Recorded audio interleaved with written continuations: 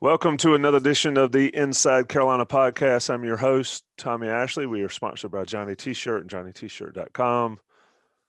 I've got Jason Staples and Buck Sanders. There is still hope for us. This is the day after podcast. First one in quite a while, last one in quite a while, but as we always do, we're going to go to general thoughts on the ball game. Of course, Carolina spring game yesterday. Carolina won. Buck Sanders, your overall thoughts observing? There's not a lot to take away, really, I don't think, from the spring game so much because they were mixing and matching people so much. The ones were going against the twos offensively and defensively. So very hard to get a real feel for things in that scenario. If the one offense was going against the one defense, it would have been a little different. But overall, I think my overall thought was you're seeing the future of UNC football out there. A lot of those young guys are just make your eyes pop. And Power Eccles and Raw Dilworth. I mean, Mack Brown was talking about trying to find some depth at the inside linebacker positions going into spring. I think he's found that now. Found it. and you know, complimenting that is, the strength they have on the defensive line that makes those linebackers even more effective. I think Eugene Asante could be a first-team All-ACC linebacker this year. I think he'll have a monster season.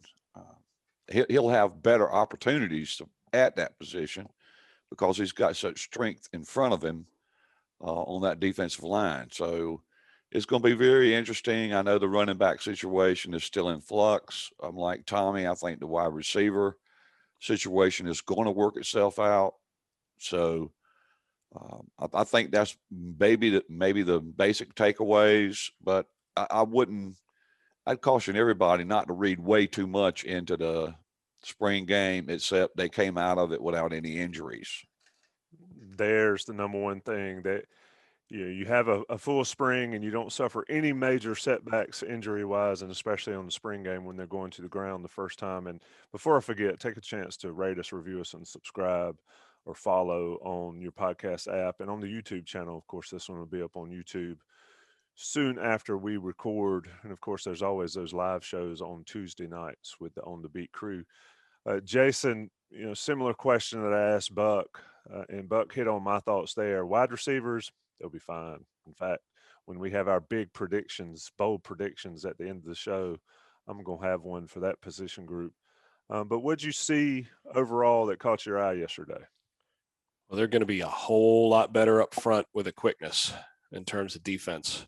So I spent a lot of time watching the line of scrimmage because that's really where the improvement needs to come this year. I mean, I'm with you guys in terms of the receivers. I mean, there's enough talent in the receiver room that, and you've got Sam Howell. So, I mean, that's gonna take care of itself, especially once you get Joffrey and Bo Corrales back. Those two, I mean, Bo's going to make a big difference out there. And, Joffrey's proven what he can do in terms of his speed and being able to change the game. So, I mean, they're going to be fine there. But I saw a couple of those young guys on the defensive line. They showed up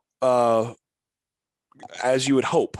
I mean, Ritzy in particular, Javari Ritzy, he was a guy that I watched him on a few plays where it was like, oh, wow, he's going to be a problem quick.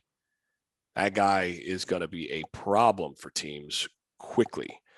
And Silver as well. You could see a lot of the talent. Now, it was obvious that those guys still haven't made the transition from high school to college in terms of understanding the level of intensity that you need to play with, and even things like pursuit.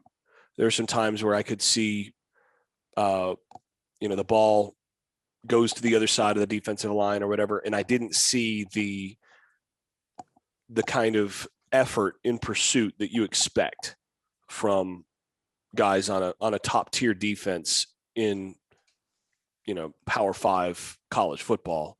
I saw like, okay, they're still working the high school out of their system on some of this stuff.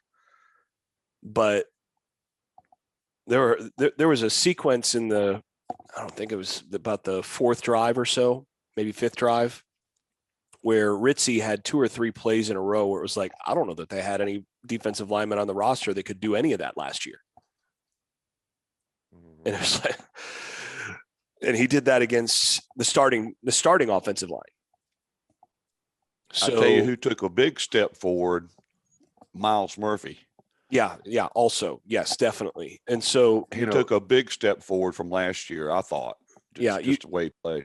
And Collins as well. I mean, there were probably 5 or 6 guys up front where it was like, well, that's better than anything they had at that spot last year. And just the ability to get through 2 or 3 a depth of 2 or 3 guys at a couple of those spots that they're going to have this year. Now, like I said, some of these guys are still working their way out of high school, so you can't expect greatness right away. But I do expect that you're going to see Ritzy be a problem by mid-year. He's going to be getting into the rotation and causing some problems for teams at that point. Silver could be late in the year. He could be next year. But you're looking at guys that by the time they're sophomores and juniors, I expect that they're the kinds of players on the defensive line that you've seen south of the border. Pedro would be proud of some of these guys. So for those of you who know I-95, but yeah, that was one thing that stood out to me the most. And yeah, I agree in terms of the inside linebackers. I was really happy with what I saw there. Another thing that I did notice is I think they still lack some depth in the secondary. They need their ones to stay healthy in the secondary. You could see the difference between the ones and the twos. The ones looked really good, and they got a chance to be a really, really good secondary if those guys can stay healthy, but they can't afford a rash of injuries in the secondary. And they've got to be healthier than they were last year. So those were the things that stood out the most to me. I think they've got a really good chance to be what we all hoped they would be coming into this year, though. Yeah, for me, watching the defensive line, and we've talked about it a ton, and I'll freely admit, I doubt we talk much about the offense in this other than the running backs and maybe the backup quarterback. But, the defensive line, he mentioned Ritzy, Miles Murphy, and then you've got Vahasek, and you've got guys there. I was hoping to see Jaleel Taylor step up today, and he made a couple plays, but my goodness, you and I have followed this, and Jason has as well, for a long, long time. And it is amazing to me that where the level of talent has gone since Mack walked in the door. I mean, the level of talent in that position alone is ridiculous compared to what it was 3 years ago. And I think for me, that is the wow factor watching this team. But your thoughts on that? Absolutely, Tommy. Watching those guys on the defensive line several years ago, and actually very recently, you could look at the defensive line in the spring, and if you asked yourself the question, which of these guys has potential to get to the NFL, you're not using very many fingers to do that, So, but you look at this defensive line, I mean, you can see 5, 6 of those guys playing on Sundays maybe, and that's just on the defensive line. And one thing we didn't hear much about, even though there is some depth issues that Jason talked about, did you hear Tony Grimes' name called at all yesterday? He did get cooked in 7-on-7. 7-on-7s. And that's what I misquoted on the message board that somebody pointed out immediately. But other than in real game action, no. No. And you're not going to hear his name a lot next year, probably. And if you do, that'll be a bad thing. But and I didn't hear Kyler McMichael's name called either. And Storm Duck sitting over there on the sidelines, chilling out. And the number of guys that were out, just amazing. But one thing I wanted to question I wanted to ask Jason and you, Tommy, past 2 years, and for good reason, I get that there are reasons. Jay Bateman didn't do a lot of substituting on the defensive line. Very little.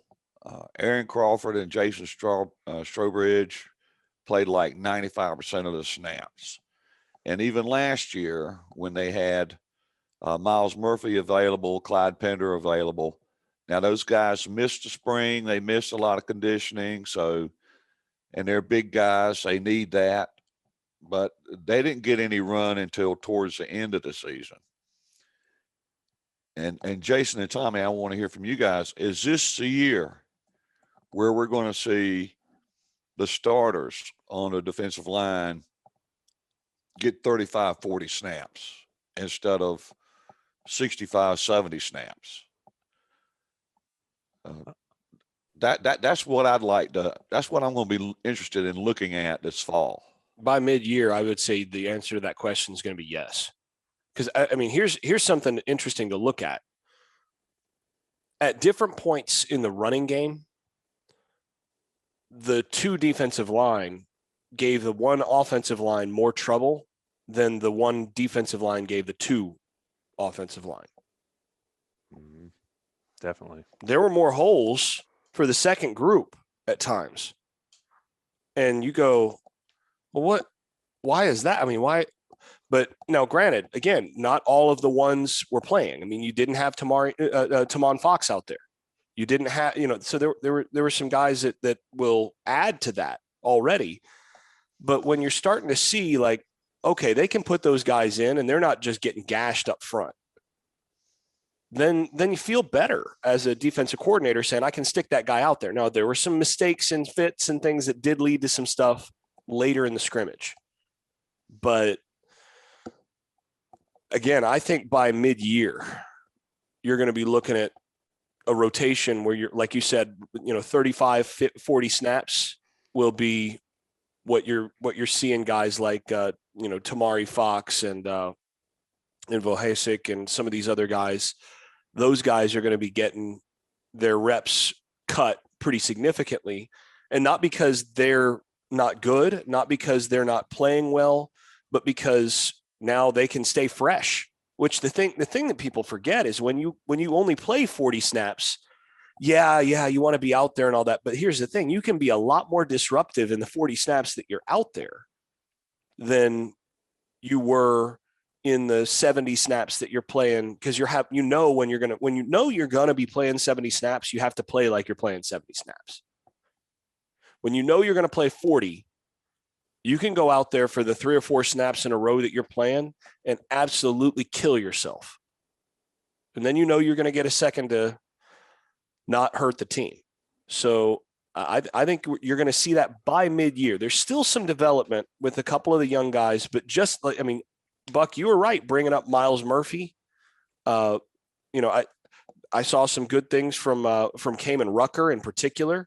There's some guys out there that were out there last year that showed progression that says, yeah, that guy's going to play, close to equal reps already. And then you look at the Ritzy and Silver, the newcomers, and those guys are going to be pushing on the door by mid-year also. So, it's going to be a real thing pretty quickly. Buck, that's the thing I mentioned, I think maybe on one of the On the Beat podcasts. The debate was always, is player A better at 75% than player B is at 100? And they always had to make that choice. Those days are over, I think, and especially like Jason says, once we get to mid-year. And I reference it all the time. The Clemson defensive line 2 years ago played half the number of snaps on the season than Carolina's defensive line players. And that's where this team is trending, at least I think so. And And like you said, Jason, if you can go all out for 4 straight snaps, 3 straight snaps, and then get some rest, it's better than just sort of going through the motions for 30 of your 70 snaps. So, yeah. And then you turn in and the 2 guys I want to talk about, or 4 guys I want to talk about with you, and Buck, I'll come back to you too, is I thought 7 and 8 were really good yesterday, but man, 23 and 11, they're smaller than I thought they were. They look smaller and they need to gain some weight, but Dilworth and Power Eccles, that's not a bad pair to be backing up 7 and 8 and 44 when he's out there. You know, as small as Dilworth is, and he does have to get bigger, I think Power Eccles is about where Bateman would like to have him. I mean, the days of a 6'1", 250-pound linebacker are over. He's not looking for Dick Butkus out there, you know, those kinds of guys.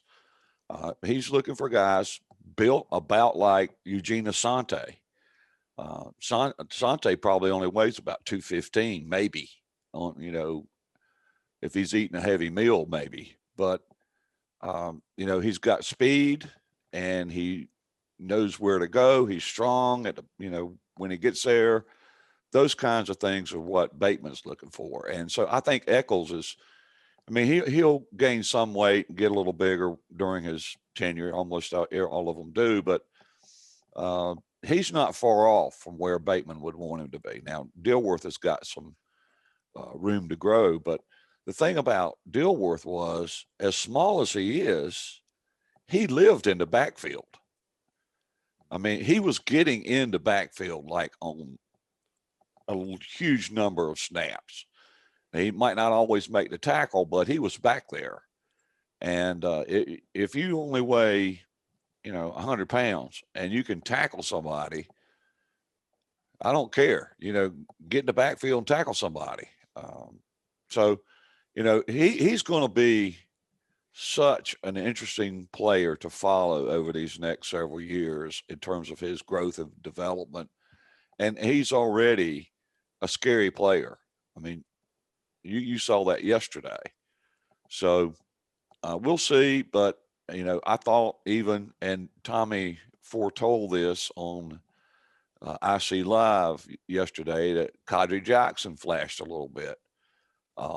Cedric Gray flashed a little bit. I mean, there's more than power and rah-rah back there, but those guys are really exciting to watch.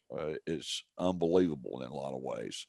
And that's why I was talking about earlier, we're really seeing the future of this program. I think Gimmel plays a lot.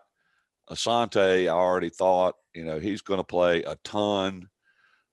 Those guys are going to have time, which is what you want, isn't it? You want your young guys coming in that are loaded with talent to have the time to learn their position, learn all their reads, get a little bigger and stronger before they get thrown into fire.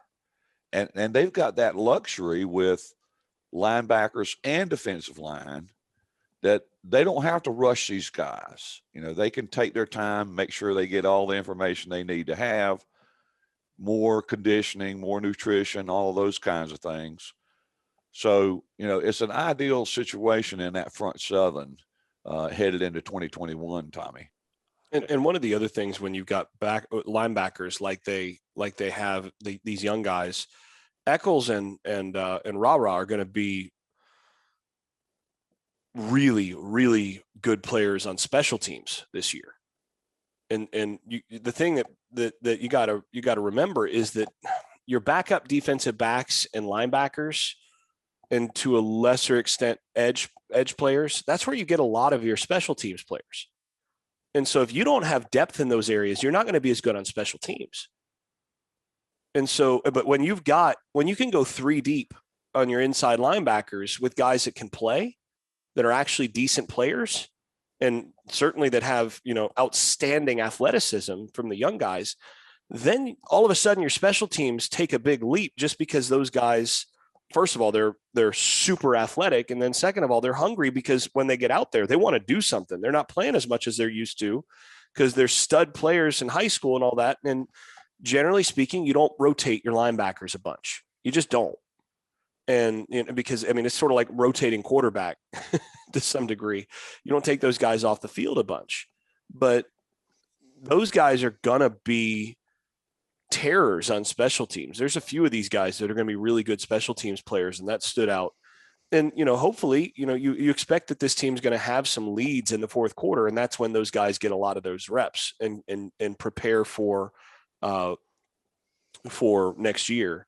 But yeah, you're right. You saw a lot of the future out there, especially with some of the guys that were held out, and that future looks really good. One thing I will say, Tommy, I'm gonna head you off here. One thing I will say that I was disappointed in was I'm pretty disappointed in the overall conditioning of the right side of the offensive line. I felt like those guys they came into this game, each of them needing to drop at least 10 pounds, and they're still sluggish, still slow. And the talent there is just unmistakable. You're talking about two guys that could play in the NFL without a question, but they ain't playing in the NFL in the condition there.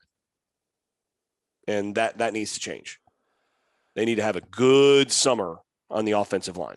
Yeah, that's a great point. And I was going to go there after the break. And so let's hold that thought for 1 second.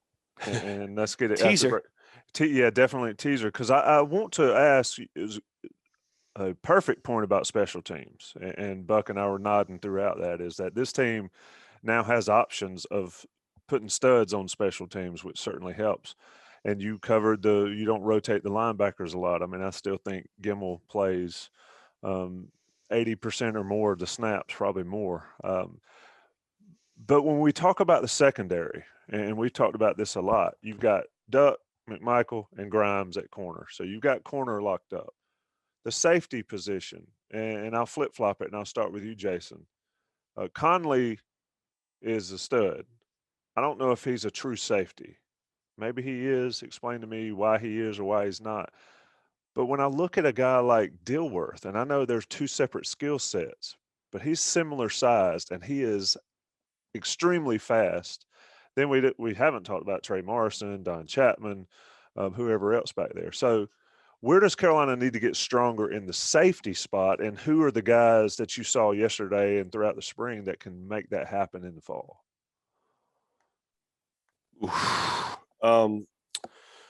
So one thing that I'll be interested in is how they deploy those three corners once Storm Duck gets back. Because I'm of the view, particularly in the secondary, when you got three guys that can cover like that, you typically want your best 11 on the field as much as you can. So you don't necessarily pull one of those corners off the field and have them standing next to you, for 40 snaps. Because corners should be able to do it all day. So then you start to go, okay, which of the three corners do you bump inside for when you're doing default stuff? And I mean, that would be my thinking. Now, the hard part about this is psychologically, corners like to be corners. They like to be the guy outside. And when you ask a guy to bump in and suddenly he has safety next to his name, sometimes those guys get offended. And so you have to massage some feelings with these guys. So I'm curious to see how they handle that, because to me, you're probably best off with a situation where you've got those three corners on the field, along with four. I'm getting to be like my old coach where I can't remember names. Trey Morrison. Trey Morrison. What's funny is, I'll tell you that Mack Brown kept saying sack number 7 or sack number 8, and my youngest son was like, "Doesn't he know their names yet?" He knows their names, like when he sees their faces and they're right before him most of the time. But Coach Bowden used to do this with everybody. I mean, he'd be a scholarship guy that'd been there for 3 years, and he'd be like, "How you doing, 83?" Like, okay, well. But back to your point. Yeah. But Morrison, I think, is a guy you got to have out there. And then those three corners, really strongly consider maybe putting all three on the field at once. At least you want to be able to do it if you play against a team that demands it. And then at that point, if you've got four safeties on the field, then you have Conley as the fourth guy, no problem, right? Or if you have four defensive backs across, you pull one of the corners. You got Conley as the box safety, bigger box safety. You have Morrison as the field safety, basically the guy that's going to be more coverage oriented. And then you've got the other two corners. But as soon as you go with that 5 defensive back package, which is going to be their default, I think that's where you might want to slide one of those other corners on the field. And now you've got, the 3 corners, you've got Conley and you've got Morrison. And I think you're really in good shape in the secondary, because I still saw at times in this game, they picked on Don Chapman at times with the slot guys and even in the running game a little bit. It's not like they don't have talent at some of those spots, but it's not,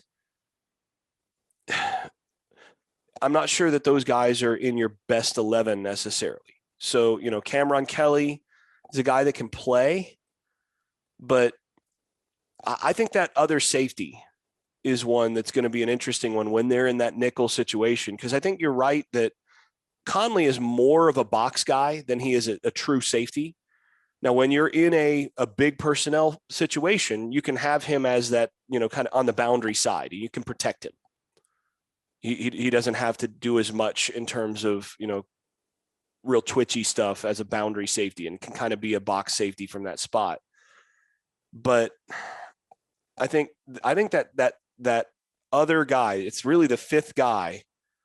They're going to have to make sure that they really identify the 2 or 3 guys that they're really comfortable with there. And they'll know more once Duck gets back and they're playing with a full deck there, and they need to be prepared. Okay. What happens when we don't have a full deck? And, let's say Morrison, knock on wood, something happens there. What happens if one of the outside corners or something goes on? They're going to need to have somebody there. So I think figuring out the 5th defensive back, how they're going to set that up with a full deck, and then figuring out how they're going to shuffle things if one of those guys goes down, which DBs don't get hurt a bunch. And it's amazing that the last couple of years they've had that problem, but they need to be prepped for it. And I think they've got the players to do it. I mean, I think Chapman's a player. He's a guy that can be a good player. But they've got some guys that can be difference makers. And I'm going to be interested to see how they get all those guys on the field at different points, how they shuffle that. Yeah, Buck, we're sitting here talking about how do they get talent on the field when in years past it's been how do they get talent, period. But how you see this defensive backfield shaking out, I mean, I think if there's some angst on the message boards, it's at that safety position. And like I said, I love Conley as a box safety, like Jason said, but I'm not sure if you've got a team that's going to sling it, if he's the guy.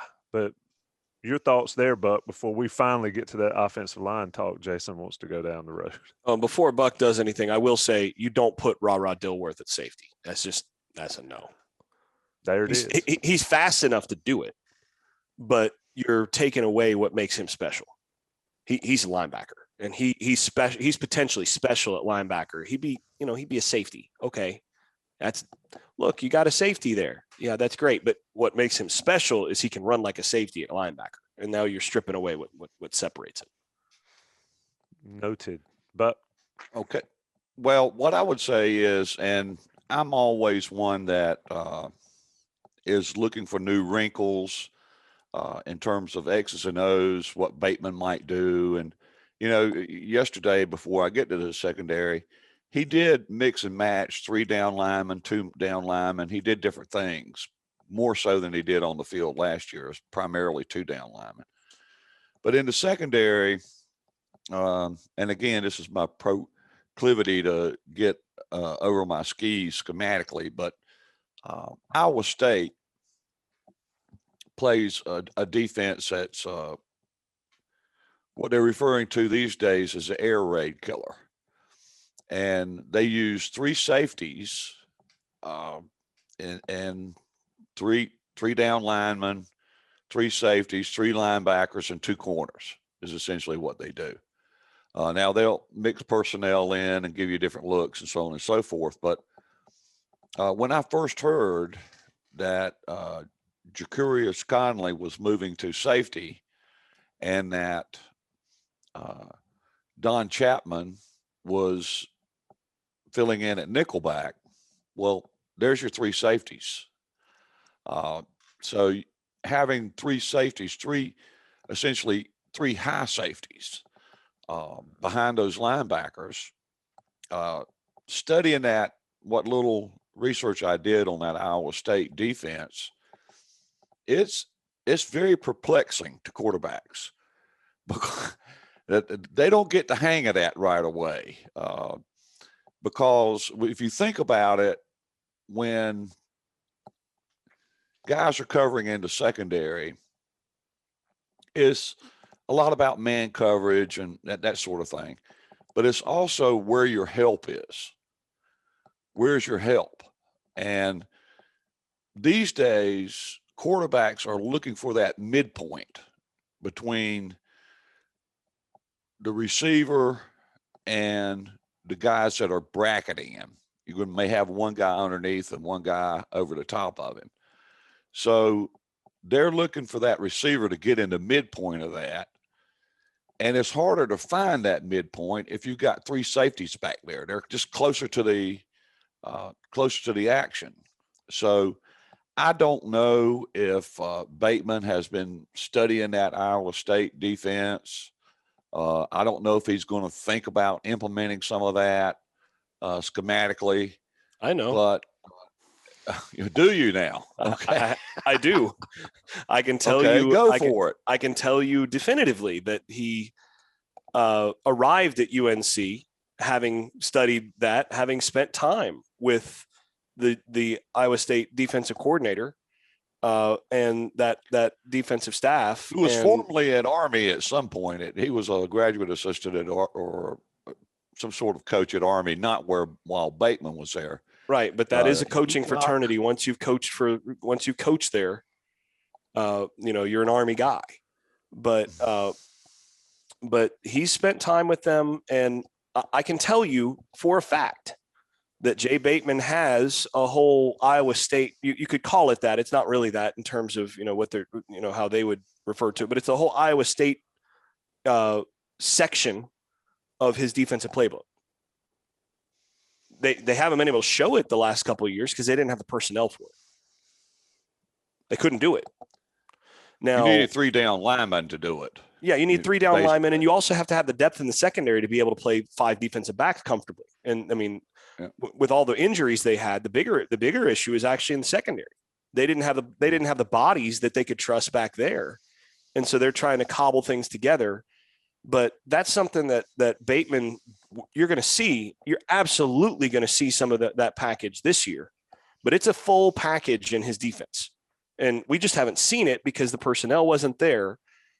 And they'll bring it out against the right looks, against the right team that shows certain things that gives problems to and all that. But it's not their whole system. They're not going to run that as their whole system, but you will see it.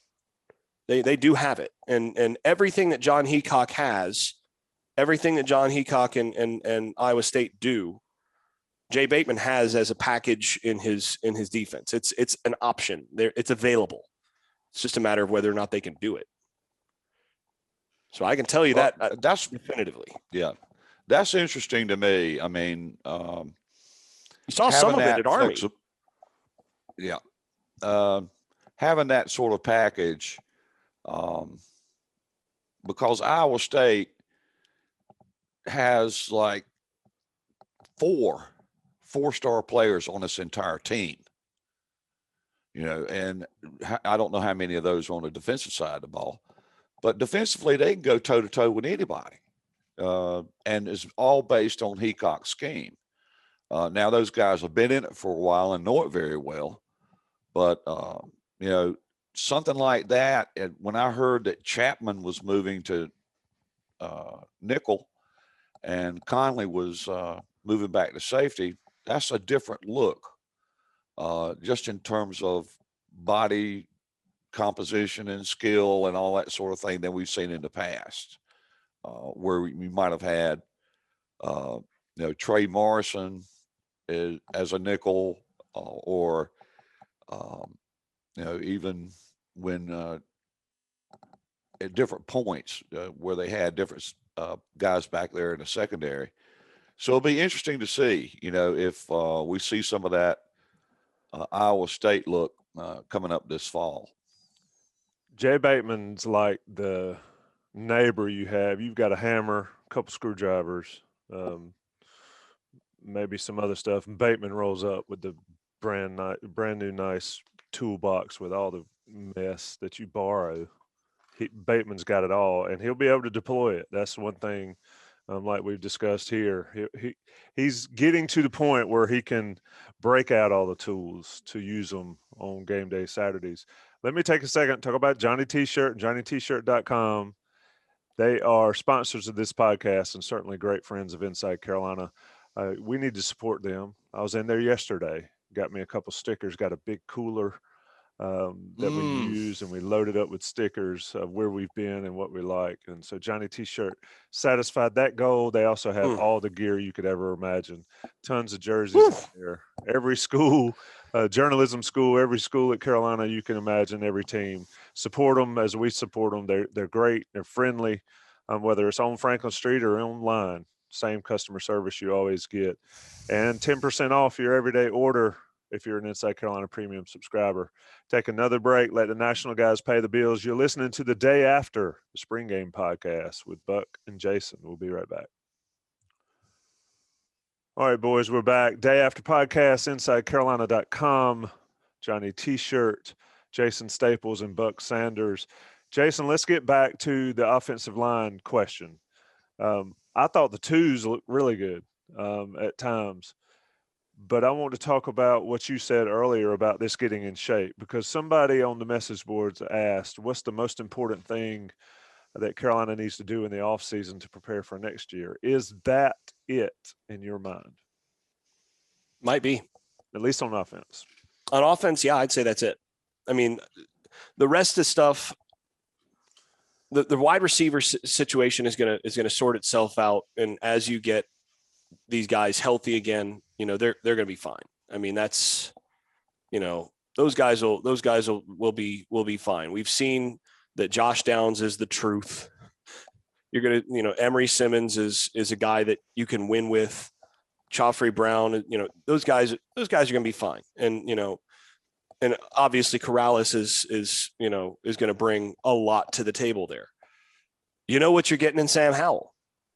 The running back situation is just a matter of finding the two guys that you can ride with and, hoping that they stay healthy. And, it's just a matter of like, does the talent manifest, right? Are those guys going to be able to handle that business?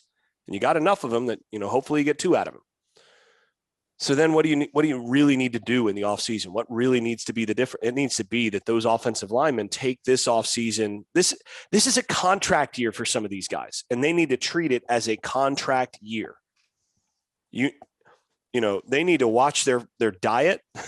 They need to make sure that every macro, every calorie, every whatever is counted, and that they are really working their way through just getting a little bit quicker on, especially on that right side, but basically these huge offensive linemen that they have in terms of Tucker and McKeithen in particular. Azudu needs to get healthy, and he needs to also make sure that he doesn't put on any bad weight. Richards is, I thought he took a step forward in terms of he looks a little heavier, but he needs to make sure that his body comp and everything is where it needs to be. And then, as Anderson is healthy, then you got a 5. You can go trot out there against anybody and you're fine. But if those guys don't take this offseason seriously, if they don't come in fighting shape, then that's going to be a really talented group of guys that underachieves. And, I thought they underachieved a little bit last year. But I think you're looking at a significant underachievement this year there's a much bigger gap between potential and what they would do if they don't come into the season in fighting shape. They need to have a really strong, pre-fight preparation season this off season to be what this offense needs to be. It's an interesting take with the way they've talked about. They've got 8, possibly 9 guys that can play, but I can certainly see it. And to Carolina's credit, they got a great nutrition staff and great strength and conditioning staff, of course. Kelsey Gomes on the nutrition side and Hess on the strength and conditioning. But Buck, I'll let you either counter that or give me another area on the offense that maybe you need to see the most improvement from. I think we've settled. The wide receivers will be fine. I think we can debate the running back room. What saith you here? I think Jason's on point with what he's talking about there. But one thing that really impressed me, and you've already alluded to it, Tommy, they've got some guys on that second team, offensive line, looked really good yesterday. Cade Baker, he's going to be a player. And I don't know what Jason would say about Diego Pound's body comp. That's a big boy for no reason. He's just big. And so, they've got some guys, on that second team offensive line that, we've heard about William Barnes, and, we know that Ed Montilus, who played with the ones yesterday, is a player, a guy that can start for you and not hurt you. So that's kind of my take on the offensive line is they're building good, solid depth that can take over when some of these other guys matriculate. So other than that, I don't really have anything major. Again, I think that, they mixed and matched so much and so often yesterday that it's really tough to get a hard takeaway from watching the spring game. I thought that, we were talking about running backs. I think Caleb Hood has got a chance to be a guy that can help them. He was the guy that popped. To me, he did. Yeah. I mean, they talked a lot about Josh Henderson. Henderson had a good game, but in terms of potential for the fall, I'd be more likely to hang my hat over in Caleb Hood's corner. He's got some stuff to learn in terms of pass protection. He's got some things to learn in terms of just knowing the offense. And I think overall, the running backs and, the commentators watching it on ACCN, they alluded to this several times that the running backs show good patience in terms of following their blocks. So, that's something that is certainly going to help next year. The thing that scares you is, hello, darling. Good to see you. She disappeared again. The thing that scares you is no real long runs from the running backs. And this was a first team offensive line minus Brian Anderson and Easy. But it was, the first team offense going against the second team defense. Michael Carter and Javonte would rip off 10-yard runs on the rig without even thinking about it. And they weren't getting that from those running backs yesterday. They weren't getting any long runs. No runs over, 10 yards and very few of those. The one thing that probably we need to talk about that is of vital interest to Tommy Ashley is the backup quarterback situation. Well, you've got Caleb Hood's jersey behind you. So I'll give you Caleb Hood, and I've got a 6 jersey up there, but I'm not sure. Go Yeah. ahead. I'm sorry. I'm Well- not a well, jersey Greg- man, so I'm sitting here with no jersey. He's like, I got my own. Go ahead, Buck. Well, Greg Barnes, who has watched 4 scrimmages, counting yesterday, he says that's the first time he's seen Drake May outplay Criswell. And I don't think there's not much argument about that. I thought May had a better day than Criswell did. It's a little iffy because of some of the stuff going on around each one of them. I didn't think either one played that great. So to me, that was a coin flip yesterday. Isn't it difficult to determine that though, given like Jason said, and like we've talked about how they've mixed and matched the lines and who they were going against and all that. I mean, It that's is. With what was It going on, is. with what was going on around them and what they were asking each guy to do, the grade. I'm willing to bet that the grades for those two guys would be surprising for a lot of people who watched it. Well, I thought we ought to at least get that in and talk about it a little bit to give Tommy his fix for the spring game. And you could go on to your bold prediction. I've already heard it. I don't necessarily agree with it, but I've heard Tommy's bold prediction for 2021. All right, let me ask one more question about this running back room. And I thought it was interesting that Max said it in the post-game presser that they've got to get it narrowed down to 3 guys that can practice and get the reps. And Vip said it in his segment in Keenan afterwards, is that it seems to be a different guy every day. Ty Chandler's going to be one of them without question. I think Caleb Hood's the guy. I think Caleb Hood is the Javante to Ty Chandler's Michael Carter. I just think I see that how that shakes out. But Josh Henderson, DJ Jones, and Elijah Green all are going to get plenty of opportunities. The question is, Jason, is do you have to get it down to 3 to be able to successfully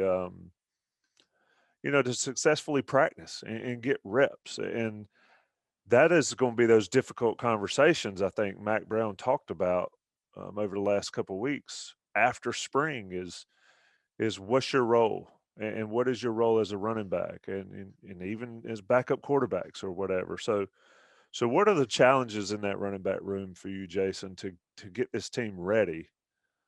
Because like you said earlier, if you've got 11 or 6, you don't have 1. Mac's going to get down to 1 or 2. He's going to get down to 1A and 1B and then a 2. So how does that process work, Jason? I think we may have lost Jason. We may have. He's frozen. He's frozen. And now we've got the prom picture or the senior picture. Yeah.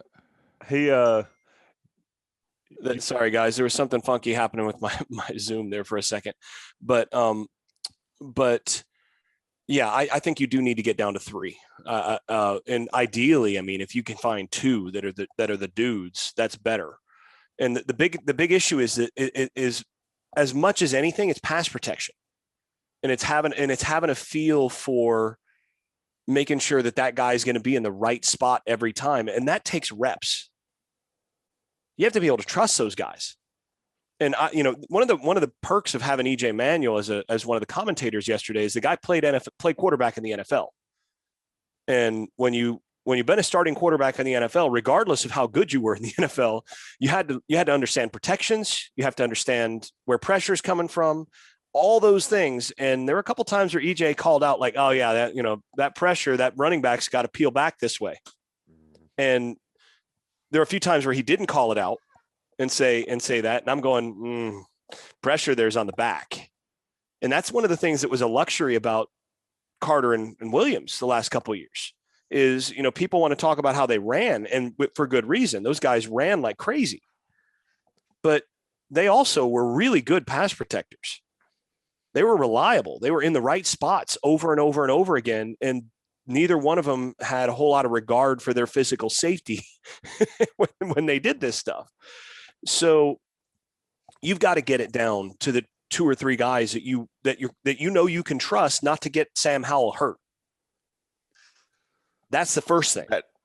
That hit that Javante laid in Wake Forest, unbelievable. Yeah, He devastated that guy. Same thing against Boston College. Yeah, and to that point, yesterday Criswell gets killed twice because the back didn't pick up the linebacker. Yeah, so you got to figure out who, first and foremost, it's not even about who's going to run the best. It's who's going to be reliable in picking that guy up. And those running backs need to spend the whole offseason in the film room figuring out and repping on the field, figuring out, okay, footwork to get to this blitz. Here's how this, make sure that my eyes are in the right spot to understand where pressure is coming from. That's another thing they're going to have to really take care of. So you got to get it to the 3. To me, yeah, you're going to have. I think you're right, and in terms of who the first guys are going to be. I am betting on Hood to kind of find his way into the discussion, as long as he can figure out who to block. I do think, you're looking at Josh Henderson is probably the second guy right now. So you've got 26, 23, and 4 as the 3. If I was going off of yesterday, or I'm sorry, 19. The kid from Tennessee. I'm missing his Chandler. Yeah, Chandler, Henderson, and Hood are the 3 guys that I would be, if I was a coaching staff, I would be hoping that those are the 3 guys I can get to. And Jason, another point is that in a lot of Phil Longo's concepts, he'll have like a corner, a snag, and a shoot, swing pass out of the backfield. And those are kind of the 3 reads the quarterback makes like right now. And if you can't catch the ball out of the backfield, that takes away one of your reads. So, pass protection and the ability to execute some of the concepts that Phil Longo has built into his offense. He's not going to want to rip out half his playbook by putting somebody out there that doesn't have good hands, in the backfield. Yeah. And I do think the other thing that was mentioned earlier, Tommy, you mentioned these guys you didn't see him bust off big runs, and you can see why. And we've talked about this before on this podcast, that the running back's job is to win the one-on-one with the unblocked guy. That's his job. Find the seam where you're supposed to be. So vision first to get to where you have the space to make sure that, to help the guys in front of you to make sure that everybody's blocked. First and foremost. And then your job is to win the one-on-one. And what we saw this year, and really the last 2 years, is over and over again, Michael Carter and Javonte Williams, they won that one-on-one. Well, I mean, what would you say, 75% of the time this last year? If they were one-on-one, they won that matchup. And not only would they get an extra 5 yards, frequently when they had that one-on-one, so the guys, they're one-on-one with the guy, and it's like, okay, you can tack on 5 yards as an expectation. But there were a lot of times this last year where it was one-on-one and they'd tack on, 17 or 45 after they got that one-on-one, because they kept winning that matchup. And I think I saw the running backs in the spring scrimmage. They won the one-on-one maybe 5 times that I saw. Mm-hmm. That's why you're not getting long runs there. Is you've got, and there are a couple plays that just stick out in my head where it's like, oh man, he's coming off, he's one-on-one with the safety here. If he makes that safety miss, or if he breaks that tackle, that's a touchdown. But that safety kept winning. And that's the same thing we saw in the Orange Bowl. Is the safety comes up and, you got everybody blocked. You got a one-on-one, head of steam, got a chance, make that guy. Oh. Yep. And you could see the backs a couple times, clapping the football when they got up, like knowing that they had, one guy. And who's going to be the guy that's going to be able to step in and make that guy miss and add yardage? So those 2 things, who can block and who can make the second level guy miss or break that tackle and get extra yardage. And you hope that those are the same guys. Yeah, you nailed it on the Orange Bowl, and we mentioned it before. Those were touchdowns with the normal guys out there, but that's this bunch has got to figure it out. I think this is the bunch we'll be talking about the most. Buck, to your point, the backup quarterbacks. Drake may look good. We'll see where that goes. May's got to learn to set his feet. Yeah, and he had a couple throws, especially when he rolled, that he kind of looked like Howell with the happy feet sometimes, throwing the ball downfield, at least early in Howell's career. Let's talk about bold predictions before we get out of here on the Day After podcast. I'll go ahead and say mine. I'm going to set Josh Downs over/under at 1250. I think he can go for 1500. I might take the over on that 1250. But what do you think? Because he's open every single time. And he was open a couple times that Howell, a couple dimes, but a couple balls that would have been touchdowns with better throws. What do you think on over/under 1250 on Josh Downs? I'm going under. There was one guy in college football last year that went over 1,200 yards receiving, and that was Devontae Smith won Heisman Trophy. So you're not talking about an easy thing to do. He had like something crazy, like 1,800 yards receiving. But the next best guy had about 1,198 or whatever. There were a couple of those kinds of guys. I do think that Josh Downs obviously has a chance to go over 1,000 yards. I think Chaffee Brown's got a chance to go over 1,000 yards. If you could get both of those guys close to that number, and then you can get something like 700 out of Bo Corrales, what are we talking about with the wide receiver room? That's not going to be an issue. So, I would say that 1250, taking over on that for still a young guy, a very talented guy, and probably the number one threat in the UNC offense, but it's going to be hard to get over. I'm going with the over. All right, I'm going with the over. And the reason is last year, I hear you. There were fewer games. They still played 12. De'Ami Brown played 11 games last year and had 1099, 99 yards a game. So 13 games. And I think they're going to play. They're at least going to play 13, I think, right? So maybe 14. It's possible that they play 14. I don't think they'll play 15. I wouldn't bet on that, but 14 is definitely not out of the question. So I think with 13 games, De'Ami Brown gets to 1,300, 1,350. And I think who was also a senior and very familiar with the offense and all that. Sure. Yeah. But I think you're going to see real close to. I think that's a really good spot where you could take the over or the under and feel pretty good about it. But if he stays healthy, I think he's going to go over 100 yards a game. 1,500 though, Tommy. I think he come on, man. I think he could get there. Okay, he's going to have at least 225, 250 games. 1,500 is going to be tough. Here's the interesting thing is how many yards he has and how many touchdowns he has and all that is to some degree going to be contingent on how good the guys outside are. Right. And the sort of paradox of this is the better the guys outside are, the more yards you're going to see him have. Because otherwise, if teams feel like they can cover those guys on the outside more one-on-one, then they're going to bracket him as much as possible to try to take him away.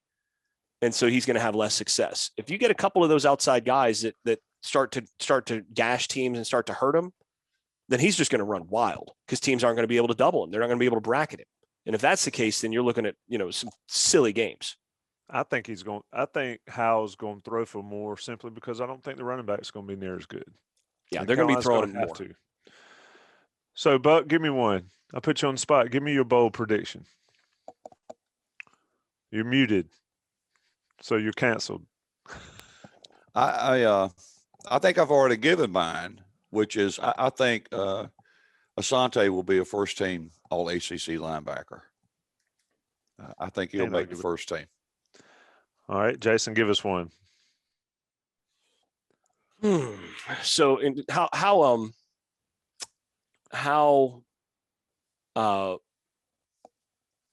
how bold do I need to make this? Look, I just said that a sophomore wide receiver is going to go for close to 1,500. That's pretty bold. That's pretty bold. And Asante, I guess Asante being all, first team All ACC is pretty bold. Let's say I don't know that I have one that I want to go on record in terms of like this is a player prediction. All right, so we can go Yeah, off I record think- and save it away from our listeners, but you're going to put it in an envelope and seal it. Yeah, I and mean, we'll break it out. I do think Sam Howell's going to be in New York, but I don't think that's exactly a bold projection at this point. I do think you're probably, if they stay healthy, they probably have two defensive backs wind up in, first three teams of All ACC. So I mean, maybe that's something, but I think a lot of the superiors on this team are known. The questions are the young guys on the defensive front and all that. So, I'll say, how about this? I'll say Ritzy is getting 35 snaps, 40 snaps a game by the 3/4 mark of the season. That'll be a prediction that I think I'm comfortable with. I think you're going to see him getting that kind of time by the end of the season. I think that's pretty weak. That's pretty weak. Weak prediction. Pretty weak. Jason's weak prediction. I'm fine with that. What about this? What about this? One of the young defensive guys, as in first or second year, make first or second ACC team. Is that possible? Grimes might, but I think that's still probably a year away. But I don't think one of the really young guys that has not already played I don't think that's realistic. By the way, I did think that EJ Manuel's comparison of Rara to Telvin Smith was spot on. You're talking about that kind of player at linebacker, and that's a guy who can. How about this, Jason? 24 points a game, over and under scoring defense.